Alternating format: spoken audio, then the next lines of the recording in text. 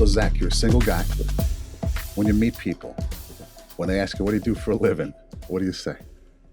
It's funny you say that because I feel very lucky to be in the position that I'm in, running a company that like I could have dreamed up.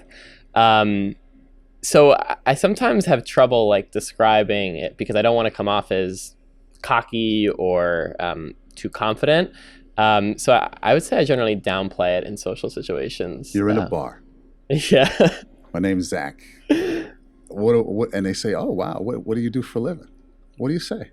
Yeah, I won't generally say that I have my own company or anything like that. And then if people press and they ask more, I'd rather them like figure it out through asking questions than being really, I mean, it depends, but I'm more comfortable like that. So what's your elevator? What do you say? This is For me or for overtime? For overtime. Yeah. We're building a sports network for the next generation. Kids are not consuming sports in the same way that they used to, and I'm of that generation. I don't consume sports the same way that my parents did, and there needs to be a substitute, and that's what we're building. Now, Dan, you're married, got two kids. I do. You know, you're not in social situations like Zach here, right? No. You don't have to impress anybody. No. You've got nothing to prove. But what's your elevator? What do you tell people when they say, what do you do for a living? Everyone's got something to prove. You've proven it a couple times. Maybe. A few times over. What do I say? If it's somebody who I think knows anything about sports or cares, I tell them the truth, which is we're building the biggest sports network in the world.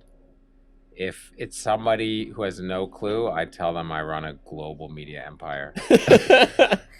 That's also true. It's not far from true. Yeah. But then they'd probably say, well, isn't that ESPN? And what do you say to that? I would say a lot of things. One is because we're not focused on rights, we're truly global. Whereas if you want to watch the NBA, it's on 100 channels in 100 countries around the world. And so we're really able, we're going for like every young person. I'd say number two is like, we don't focus on live games. So to step back, I was the head of digital at William Morris Endeavor when they bought IMG, which is a big sports rights media thing. And so was lucky to basically service and work with a lot of sports leagues and different media companies. And so I think I saw, and then Zach was there too, as early as 2013, them saying like, you know, the audience dynamics have really changed. Like you're not refilling the funnel with young people. And I think that's probably the first generation where if you were a kid, then you might have got an iPhone or a smartphone in 5th grade or 6th grade, and your just consumption patterns, it's not like they changed. It's not like you gave up TV. It's like you never knew TV. You know, I want to get into all that in a second, but just sort of like the top line here. You guys have like 1.2 million followers on one Instagram thing. We have 6 million across all of our different channels. All platforms. Yeah. 6 million. Yeah. And you've been at it since 16. So this is year 2.5, 3, right? Yeah, we're a little more than 2 years. Yeah. December of 2016. So yeah, just over 2 years. Yeah. So how many views overall? A year ago it was 1 billion. Where is it now? A year ago it was 1 billion. Lifetime. Now it's 500 million a month. A month? Yeah. So it'll be about 6 to 7 billion this year. Forgive me for asking. You making money? Yeah. How long did it take to make money? I think it took a threshold where we didn't try earlier on to work directly with brands because we didn't want to go in when we didn't think we were big enough. And I think it got to the point where people at brands and agencies were also consumers of our content because we got big enough. And then we would walk in and we'd say, oh, this is who we are. And somebody would say, oh yeah, I love your channel. I love what you guys are doing. And so I think it's the timing. And also, is that where we wanted to put all our resources into building a sales team before we had figured out what content worked and everything else. But 500 million a month. Yeah. Holy cow. Was this what you dreamed, hoped for, imagined, pictured, expected a couple years ago? Honest answer here. Zach? I would say we had big ambitions, and I think like high level, we knew what we wanted to do, but I would say there have been more sort of zigs and zags than I would have expected. And I think that's a positive thing. Like we've learned a lot. But I think that that's a result of being entrepreneurs. Like, you have to react to what the audience and your customers actually want. I mean, I think anyone who thinks they know from day one exactly what that company's going to look like 2 years from now, I think that's sort of crazy. But what was your vague, let's say, sense? What was your imagination? A couple years from now, we should be where? My sense was that we should have a brand and content that kids feel really passionate about. Like, I should be able to walk down the street in an Overtime shirt and some kid goes, oh, shout out to Overtime. Or we have a series or whatever it may be, and kids are waiting for the next episode. Like, that was core to what we needed to build, and that we've done, and that we sort of foresaw. But how we've gotten there and the steps along the way, those I couldn't have predicted. Right, so that actually goes to your first thing. So you're on the elevator and you tell people what you do. 2 years ago, they'd say, oh, that sounds great. You quit a nice job to do that. Good luck. And so what you dream is that you're on the elevator and people go, yeah. Or you dream that you go to your, at my age, your friend's house, and they say to their kid, have you ever heard of this thing? And they're like, I watch your stuff all the time. You're the guy. And then you just cross over that like chasm of recognition. And so I think for that, like, that was the dream. What made up the content or whatever, I think you always knew that was going to change because you're on board a moving train. Like 2 or 3 years ago, nobody would have been like, you should be showing esports. And then that comes out and you're just positioned, and it's constantly changing. So I think that part, I think we always knew would be more fluid, but it's like, could we build something that people really loved? But here you are, you wear that t-shirt. People are saying what now? They're saying shout out to Overtime. They say that they love the brand. And I think that's something that makes us unique compared to an ESPN or any of these legacy media companies. There's a real passion behind our brand, and our engagement metrics, everything shows that. But I think that's very different. I think as a new age media company, that's a critical component. When a user gets Overtime or goes to Overtime, what is the expectation right now? What am I going to see? Well, so I would step back to say that we publish on every platform, right. Snapchat, Twitter, Twitch, Instagram, YouTube, because we want to be everywhere that audience is, and that audience is really different. Like on Snapchat, it's a much higher % female audience than it is on Instagram. Just who follows us or how they discover us. What percentage? It's like 40% female on Snapchat. And on Instagram? It's probably 5 to 10%. Those aren't the dynamics of the platforms. That's just the dynamics of kind of who's discovered and the type of content that we put on different platforms. Yeah, sure. And I think that what's great is that it's not like you're serving the same consumer on 5 different platforms. In the same way, you ask me, where do you consume your news? If I say the New York Times, I don't follow them on Instagram or on Snapchat, but I will go. So it's like we all use the different platforms for different types of stuff. So it's different on all of those. But ultimately, I think that, there's an element of sports that is about the granularity. This person got traded, this person scored X points, this person got drafted. And I think that part of the sports world is insanely saturated. Nobody's ever said, gee, I wish I could have more people talking about this trade. And so I think when you come to us, you see an element of sport that is fun, that is reflective of kind of life via the caption. It features amazing young people who you saw. Oh, I saw that person. I saw Trae Young on Overtime way before he was at Oklahoma, and then he was on Atlanta and stuff like that. So I think that aspect of it, especially ultimately, it's like the audience sees themselves. And Zion Williamson. That's where he first seeped into our consciousness, right? We have 10,000 clips of Zion in 11th and 12th grade playing. Right. And the other thing that I would add to that too, I think that you can expect a different language, different tone. I mean, if you read our captions on any of these platforms, I think that the average 50-year-old might not even know what we're talking about, and that's by design. And we why are you crushing 50-year-olds? Wow. I know he's in the 50s. I don't know about you. I always say to people are like, oh, I love your stuff. I said, don't worry. I don't have anything to do with the captions. I can get the money. I can work with Zach. I hire the people, but that's not my language. How old are you, Zach? I'm 26. 26? Yeah, actually exactly half Dan's age. That's wonderful. Yeah. I'm sure that feels good, right? I'm 13. That's right. 72. Yeah. So it speaks to the kid right now, right? Absolutely. And that was the goal, because there's already ESPN, there's already Fox, there's already Disney, there's already a whole bunch of people. but you guys found some white space. Yeah, I think all those platforms do an incredible job of serving their audience that has grown up with those platforms. It's just that this generation, this whatever you want to call it, Gen Z, who will be 40% of all consumers in 2020, they're just different. They didn't grow up that way. They didn't, just like my kids might play games on the phone. I went to the arcade and played Space Invaders or Pac-Man. Like, it's just different. And to assume that both audiences want the exact same thing is probably not the accurate assumption. And a lot of the traditional players, they have a great business, but they're also locked into serving that audience. And so it's really hard to serve both, and therefore it creates space for us. And I ran the digital talent division at WME. So we represented all the biggest YouTubers and Instagram people. And so you had this real visibility into the way that content was changing on digital platforms for young people. And we kept looking at it and being like, where's sports? I see beauty here. I see makeup. I see unboxing. I see every type of digital thing. But sports was still just highlights. There wasn't a lot else around there. Now, you guys met at WME, right? We met before WME. Before WME. Yeah. Where'd you meet? We met through someone that I knew and someone that Zach knew. I knew from college-ish because he's much younger. Zach knew from high school. This is like a blind date. What are we saying over here? Facebook. I said, I'm looking for a young person who knows something about sports. Seriously? Yeah. What's crazy though is after. You're kidding me. No, that's what You're happened. yanking my chain. No. You're looking for a young person who knows about sports to help me get into this space. I knew what I knew and what I could do, but Really? I also knew like I wasn't the expert on 25-year-olds.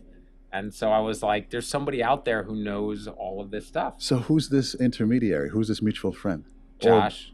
Josh. We owe it all to Josh. He went to Princeton where I went, although he was younger, but that's how he found me. And then he and Zach. We both went to Stuyvesant. We were on the chess team together. And I had a different startup when I was in college, and I would go to Josh for advice. So that's sort of how I got to know him, because he also had a startup, but he was a little older. And then, he was like, oh, I want to connect you with this guy, Dan. And then we met. And then we later found out, actually, my mom made this discovery that Dan's dad was my college advisor at Penn, which is just crazy. That's just unbelievable. It's clear that if you want to build $1 billion unicorn, you should recruit from the chess team. At Stuyvesant. Yeah. Nowhere else. Yeah. Wow. If they have to take a test to get into the school, then yeah. So you guys meet. You meet over Facebook. That's how we were introduced, yes. And then we moved to email another. We sent probably 100 emails the first night we started interacting. What was the first words, and then where'd it go from there? I think it was both about a lot of our vision for things that we wanted to do and where we saw the market going and all the holes. Like, I think we probably discussed 100 different topics of different holes. On email? Yes. Yeah. Why did you just pick up the phone? Is that I think you were in Costa Rica. I hate talking on the phone anyway. I don't like talking on the phone. Yeah. Me neither, but okay. The only person I talked to on the phone really actually is you, ironically. Yeah. And your mom. Fair. So you're cranking away, and now you guys are like... Well, I think what it is that you know that there's a problem / opportunity, and you know what's missing, but then you don't know exactly what to put in there. So if you know that this audience has fallen off from live sports, even the Super Bowl is like the 10th year in a row of declining ratings. Same for award show and the mainstays of television. You think, okay, well, what can we give them? And that was the part that we didn't know. And all we knew is you could try a lot of different things. And then sports is more complicated because unlike a food vertical or fashion, there's rights issues. Like, you can't just go in and start showing NBA clips or NFL clips because you don't have the rights for those. And I think what was interesting about that email thread, and I think is interesting about our relationship, is I think even in that email thread, now that I'm thinking about it, we fill different holes in our knowledge. Like, as Dan said, you don't know what you don't know. And, Dan had built multiple companies before, knew a lot of things that I didn't know, obviously. And there were things that I knew being younger and having a different cohort and having run a sports website before. So there were things where it was very clear that we were sort of the right match. And to be honest, we took a big leap of faith. And I was actually talking to a friend about this yesterday. Like, we got lucky that we actually like each other, and when we travel and stuff, we have fun. But that was not guaranteed. You didn't even know the guy, right? Yeah. That blows me away. Had you kissed some other toads, so to speak? Had you, in the search for this man? No. You hadn't reached out to anybody else? We love at first sight. This was the first one? Yeah. The analogies are just killing us right here. Yeah. Wow. That blows me away. Yeah. Okay, so you guys meet. Then what happens? Well, so then, like I said, I think we tried a bunch of different stuff, by the way, before we kind of succeeded in the current iteration. In the very, very beginning, I think I was really interested about at a lot of the sports communities on Reddit. You know, they have some very deep NBA and other things like that. And so I thought, wow, people love to get together and talk about sports. Maybe there's a better platform for this. And the reality is maybe there is, but people are still fine going on Reddit, texting their friends, doing the things that they wanted to do. So there was like a number of different things where we would kind of try, and then we would either not see a lot of uptake in the experimentation, or I think we would know naturally like there wasn't a lot there. And then in the summer of 2016, we had a bunch of interns from Stuyvesant, and we said, like, what's happening in New York in the summer? There's all this parks and street basketball. And we said to them, go film some players and give them some videos. Because I think one thing we knew is that of all the different verticals, there's no selfies in sports. Everything else you can kind of hold your phone up and film yourself. But when you're running down a field or a court or a pitch, you obviously can't do that. So you gave them videos of themselves. Yeah. And then what were they supposed to do with them? I don't know. They end up sharing them, and we didn't know. Yeah. Is more accurate. Yeah. They end up sharing them, and I remember even like somebody went to Zach's high school, shared one that we made of him, and it got a tremendous number of views. And I think we started to understand, like, wow, there's this kind of generation of young athletes who've grown up digital native, grown up with smartphones, and they have a lot of followers and a lot of clout, and in a way they're completely invisible to mainstream media. And mainstream media either doesn't see them because they tend to be young and urban, and that's not the demographic of people who run major media companies. You think? And I've heard. And number two is, I think that the traditional view of younger athletes is like, 4-star recruit, 5-star recruit. Oh, I went to Northwestern. Oh, I only care about them if they're going to commit to Northwestern, you know? And if that's not what's interesting, that's not what's interesting. So the format of how you thought about younger athletes was very codified. Mm-hmm. And that's not how young people aren't thinking like he's a 4-star or 5-star. Young people aren't thinking like, wow, is he going to go to Georgetown or Duke? They're just thinking like, this guy's amazing and I love watching his stuff. And I think once we understood that insight, and once the more metadata we removed from a post, the more we stopped talking about how he was 6'4" and played point guard and went to a school. And as soon as I would say, oh, or the person posting would say he went to X school, the audience would say, well, I never heard of that school, so I don't care anymore. As soon as you stripped all of that away and made it about something else, about them, about the excitement of it, the more the audience grew. And so it was kind of an iterative process of understanding where that hole is in the market and how you could take something that was traditionally viewed in one way and had limited appeal and really magnify the appeal. But you're dropping knowledge here that you gained over time. Yeah. As this revealed itself to you, it must have been, little aha moments here and there, right? That sort of aggregated over time. And I would guess with some assists from the young man here, because the way that you're talking about young people, that probably wasn't intuitive, the way that they saw themselves, right? Yeah. Saw themselves I don't think it was intuitive to me how I am as a person, but again, like, I represented a lot of the biggest YouTubers, so I saw that. I had teenage kids. I'll never forget at some point, right before the iPhone came out, there used to be this other camera, the flip camera. And I remember that the guy who started it came to talk to us when I was working for Richard Branson at Virgin.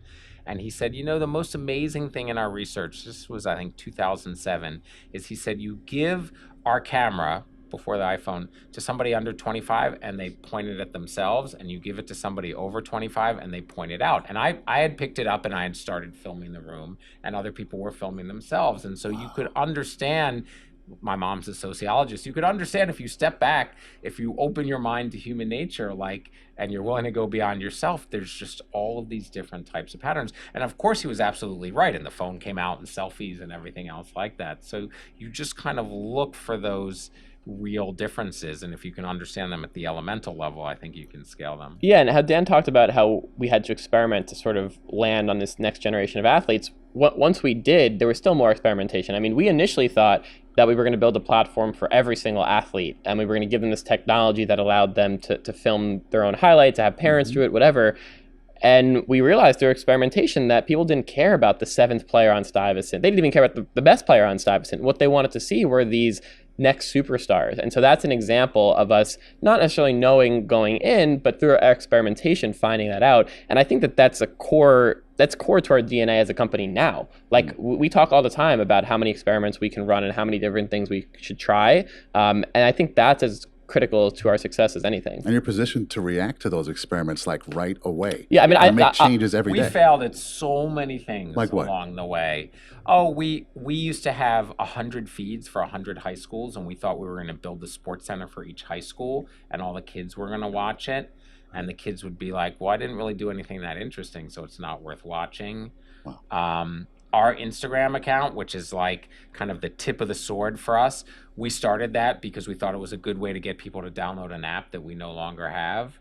And so that didn't work out. No. So we realized that they cared way more about being on Instagram or on a social media platform. So you just, what you do is you keep doing things, and then you kind of every week or every 2 weeks assess. And you're like, we used to have articles. At some point we were like, we're only going to have videos. We're never going to have a piece of written word or anything else like that. Right. And that was on a Friday, and by Monday we had no more articles. So you just kind of cut and optimize. And when you see that something performs, you double down on it. And I think your question about being reactive is super important and on point. I mean, so obviously there's a lot of talk about esports, and we didn't want to react too quickly and do something that didn't feel core to Overtime. But as Fortnite became huge, we actually launched our own Fortnite team. So that's an example of reacting quickly and differently and experimenting. And I don't think that you'd see a legacy media company do that. And if they did, it would take them a year to make it happen. It took us a week. Yeah, a lot of meetings, a lot of layers. And I've worked for 3 or 4 large. I worked for Virgin, I worked for Bertelsmann, I worked for Endeavor, so I've also sat in those meetings on the other side. Probably ran a couple of them too. You must feel incredibly liberated from all that. I do. In this world, right? I do. I would imagine. There's so much there. I don't have to worry about if the SVP is going to piss off the EVP, right. And he's going to send the VP after him. Well, you don't want to piss off too many people. Yeah. How does the content get there? How does it get to Overtime? Because it's coming from all over the place. Yeah. So I would think about our content sort of in 3 buckets. I would say the first and probably the smallest is true crowdsourced. Like Overtime is sort of this badge of approval, and you want to be on Overtime. So Dan and I actually personally get DM'd on Instagram all the time, like, oh, can you put me on Overtime? And most of the clips are not worthy. There's a clip on Twitter right now, the last clip we posted, a kid DM'd to me. What did he say? He said, will you post this? And it's 2 kids like play fighting in the bathroom, and they knock the door off the stall. I saw that one. Yeah. You like that one? Yeah. So I sent it to Tom, who runs it. I was like, I don't know. He's like, this is kind of funny. That's amazing. You talked about the generation doing selfies. Yeah. I wanted to ask you, Zach, what's up with that? Why the obsession with oneself? Because Dan would point the camera away. You would point it to yourself. What? Why? What? How did we get here? How did that happen? I think a lot of it has to do with social proof, for sure. I mean, Dan and I were at the Duke game the other night, and I was lucky to be at the Super Bowl. And I don't think of myself as a social proof type of person, but I do ultimately want to post something and want to let people know that I'm there. I was there. And when you put yourself in that medium, that's sort of the ultimate proof of that, and you can kind of put your own stamp on that. But I think it's also a product of technology. Like it's a lot more cumbersome to point, an old style camera at yourself. It's a lot easier to point your phone at yourself. So I think it's also sort of the circumstances around us. I would say 3 things in addition to that. One is that if you grew up without, let's say, a cell phone, like the picture of you take as a selfie doesn't look like you in the real world. And you experience that cognitive dissonance as an older person, but as a younger person, you've mostly seen yourself through the lens of the camera. and you don't experience that cognitive dissonance. Right. I would say that number two, there's a sense that like there's a sense of creativity. Like I can take any pose. My friends and I can do anything that we want, in the same way that fashion also lets you express some level of creativity. And I think the third is, if you go on vacation, like, let's say you go to the Caribbean, you're like, do you want to see my pictures? And I look at 20 pictures with nobody in them. Right. And I'm like, that's a nice sunset. That's another nice sunset. Right. And I see a picture of you or your friends or whatever. Like, people like to look at the pictures with those. And so my dad, who's in his 80s, he travels. He's like, oh, we went to Africa, your mother and I, and it's like 300 pictures with nary a human in them. And I'm just like... We must have the same parents, because they do the same thing. Like, were you there or not? Yeah, exactly. Did someone else take these? Yeah. You stole someone's pictures? Yeah. You got to teach them how to take a selfie. Yeah. Teach them how to turn the camera on. That's a whole other thing. Growing up, what did you want to do, Zach? What was your vision? I wanted to be in the NBA, and then probably around the sixth grade, I realized I wasn't going to be in the NBA. And then I think, I know that probably for the next, 6 years or so, I didn't even really envision sports being part of my future in a meaningful way. In fact, I thought I was going to be a math professor at some point. And then when I got to Penn, I had a sports radio show by chance. I met someone playing tennis. They were like, oh, you should have a show. I was like, okay.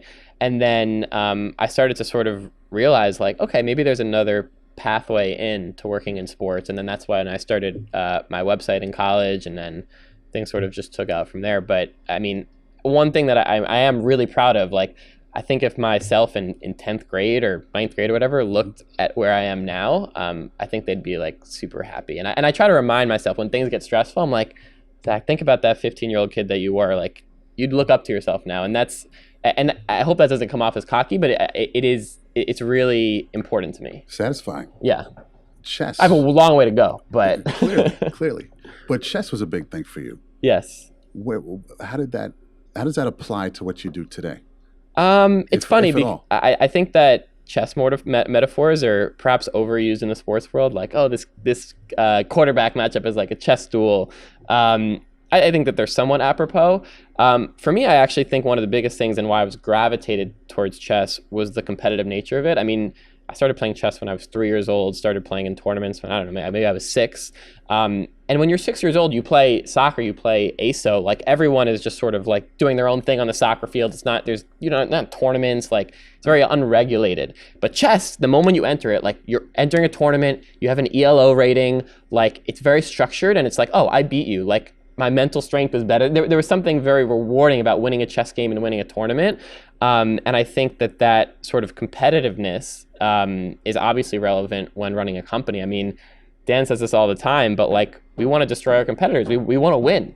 So I think that part is very relevant. I think there's elements to the idea of being strategic and seeing a few steps ahead. I think that's probably a little bit overblown, but I think parts of it are true. And actually, I would say the number one thing is that at a pretty young age, probably when I was 13 or 14, I started teaching chess. Really? And I think that really helped my communication skills and has helped me become a better manager and hirer and recruiter. To little kids? Yeah, sometimes to people older than me, actually. Even when I was 13, I had clients that were older than me. Now, how far did you take chess?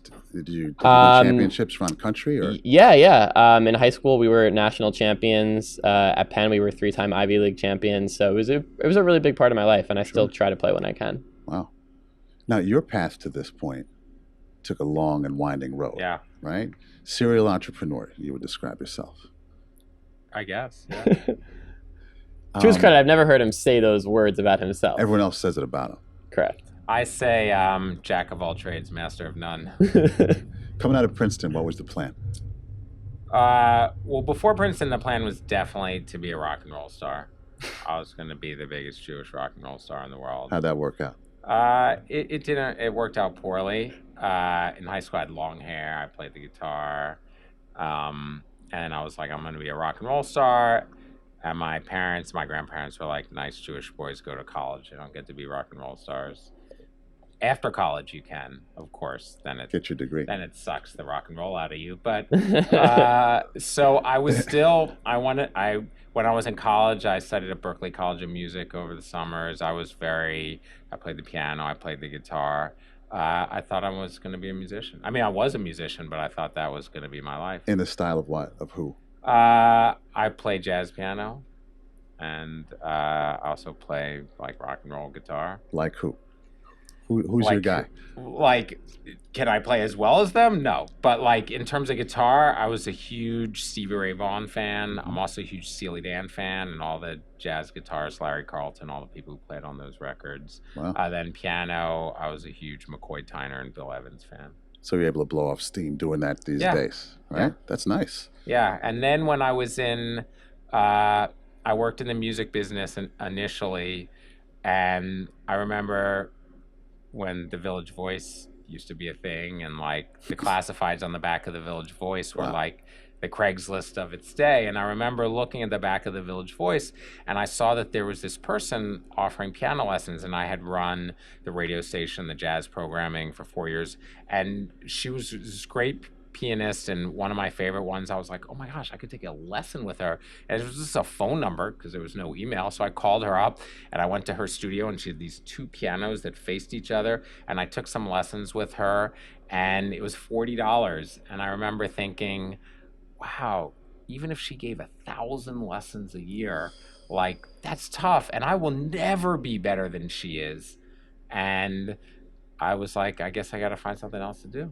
A math major. You put it to good use right there. Yeah, huh? I was a history major, but my dad was a math professor. Oh, that's what it was. I was an American history major. But the math came So then handy. I thought I might be a college professor because that's what my parents did. But so I got a master's degree while I was working. But I didn't really know what I was wanting to do. It took me 10 years to figure it out. And what'd you do in those 10 years?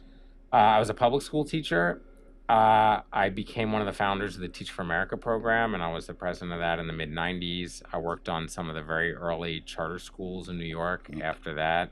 And that really comprised like the first 10 years. I would apply to school for various graduate schools, and then I would never go. I applied and got in for creative writing. I never went. I applied and got in for business school. I never went. So I was always like thinking that school was the answer. I ended up getting a master's degree in 19th century Mexican history while I was working.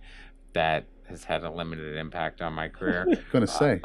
But eventually, just kind of like, it was a lot like over time, like you just learned a lot about what didn't work. And so as you shrunk the pie, you tried to find new things to add to the pie to see what you would like to do. Talk about process of elimination. Yeah. Right? And actually, weirdly, sure working on the nonprofit side, like when Teach for America was started, and then when I joined shortly thereafter, it was really, in a weird way, it was very entrepreneurial. Like we created this thing that's now, I think, the second largest hire of college graduates in the United States.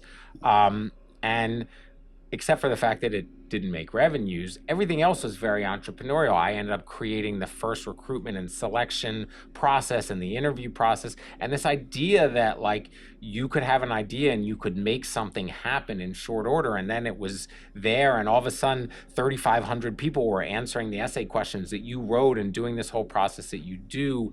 I think for me, it was the beginning of this connection, that there was this link between what I liked about playing music, this creative improvisational nature, and what you could do in business, as opposed to saying, if I had graduated and worked at a consulting firm. I remember I interviewed, and the guy said, well, first, you're an analyst, then you're an associate, and then you're this, and then you're that. And I was like, well, what if you want to start right at the top? And he goes, it doesn't work that way. I was like, well, how do you move ahead faster? And he's like, you don't. You log 2 years of each of these. Wow. And I was like, I'm not interested in that. So it was clear that I had cut that option off too. You would have died first. I would have died. It sounds that way. Yeah. Wow. So at some point you decide you're developing video games. Yeah. How'd you get to that point? In the mid 2000s, I was working for Richard Branson and for Virgin, and at that point, Virgin had an airline. It had a lot of things, but what made Virgin so cool in the beginning was that Richard had a record company, and so a rock and roll record company by a cool British dude going into the airline business, that's amazing. By 2006, 2007, he hadn't owned the record label for 12 years. And so there was a whole generation of kids who only knew the airlines. They didn't know that aspect of the cool thing. So the first thing I did was I worked on reinvigorating the music heritage by launching music festivals. So I had a music festival in the DC area and 2 in Canada. And we used that kind of rock and roll core. And the more that I did that, the more I kept reading, like, the video game business is bigger than the film business. It's bigger than the music business. At that time, my kids were really young and they had the Nintendo DS. And I started doing more and more. And I thought, oh my gosh, video games are the new rock and roll. Like, if you want to reinvigorate Virgin and make it cool, music has been done. Like, it's owned, but like, these things are coming. And and I ended up, through a friend of a friend, meeting somebody, this young guy who was getting started in that, and he showed me kind of his website, and I couldn't understand at all what was going on. I didn't even know what you were supposed to do on it, and I was like, this dude knows some shit, and video games are going to be big. I got to get out of here and do that.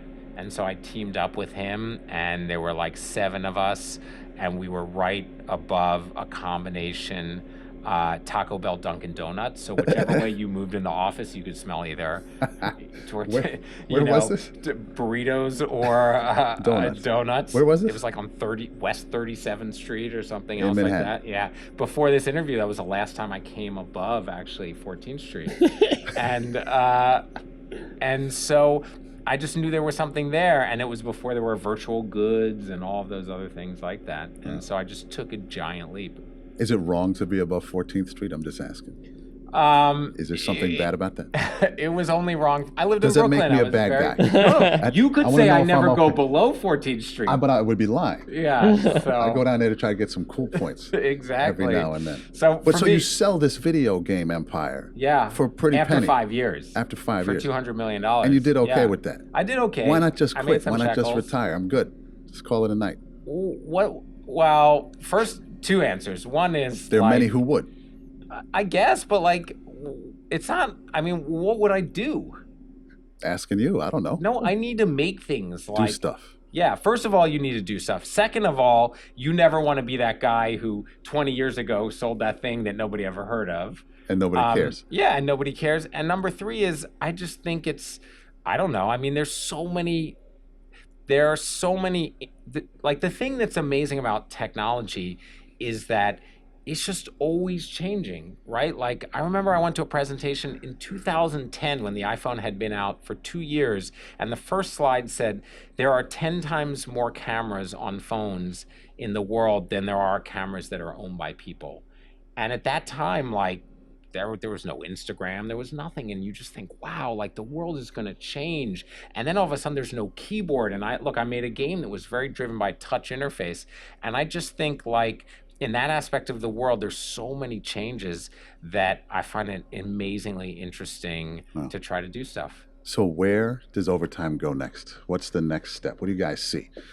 So Mr. many Pulse on the steps. finger of young people. Yeah, there's a lot of next steps. I think one is thinking more globally. I think we've done a really good job so far here in the United States of making kids really passionate about our brand. But as Dan alluded to earlier, like, there's nothing. I actually never finished the question of how we get the rest of our content. So there's that crowdsource part.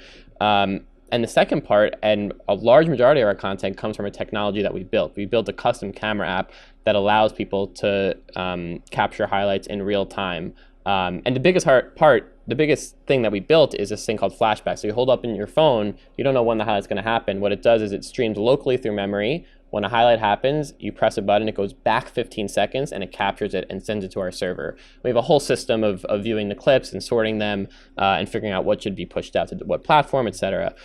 User-generated stuff, right? No. So like, for instance, Zion, right? When he was in high school, right. I don't want to rely on user-generated stuff.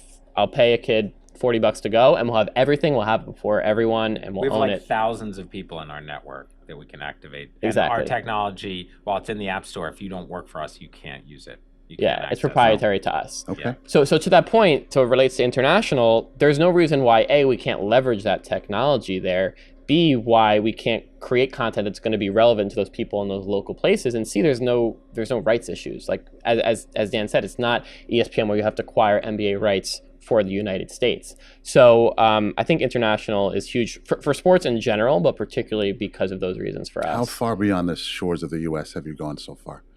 Europe. Yeah, Europe. Okay. We just have done some soft launch in India. Yep. I mean, look at EPL. Look at the number of players from Africa and from other places, and look at the NBA. I mean, there's not an NBA team that doesn't have somebody, at this point from Slovenia, from Serbia, from France, from all these other places, from Cameroon.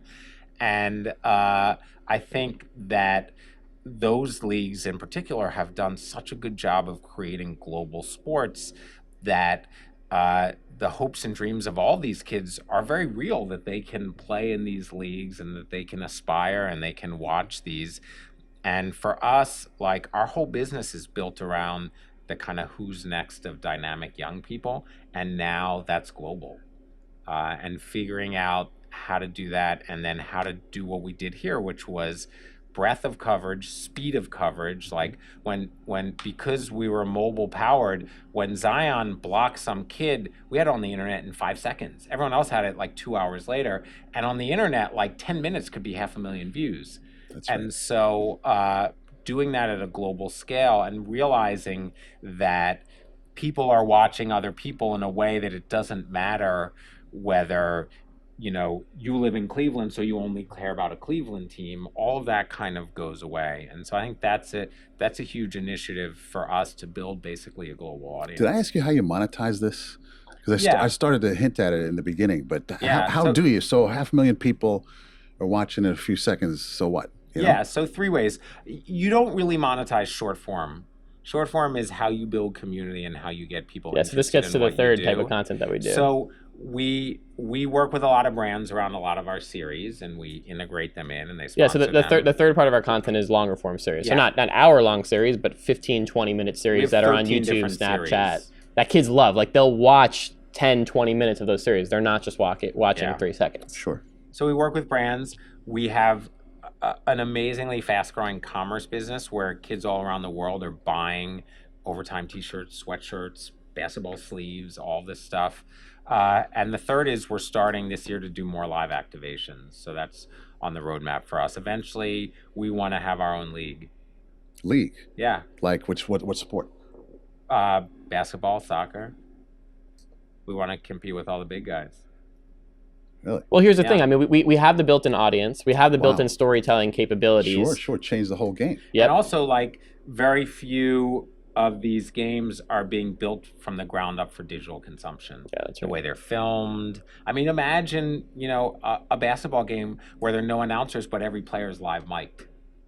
Wow. And you hear them the same way, like if you play pickup sports, if you play street football, or you go basketball at the gym, you hear all that when you're playing, people yelling at each other. And we never hear that at all. Yeah. Wow. Well, Fox kind of gets there with the second base microphone or whatever. I think but they're it's just touching the iceberg. Yeah, there's elements of it, but what you're doing is you're retrofitting something that was built in a different, for a different thing. Whereas here, you're making rules from the ground up around digital consumption. Wow. So the world domination. World domination, for sure. Own sports leagues. Peaceful world domination. Own sports leagues. Yeah. No takeover. Yeah, and like probably maybe the 4th or 5th biggest apparel brand in the world. In the world. Yeah. Okay, behind who? Nike, Adidas, Under Armour, any of those folks. Over time. Yeah. Gotcha. Yeah. Love it, guys. Thank you. Thanks for having us. Really cool. Awesome. Appreciate it. Holla.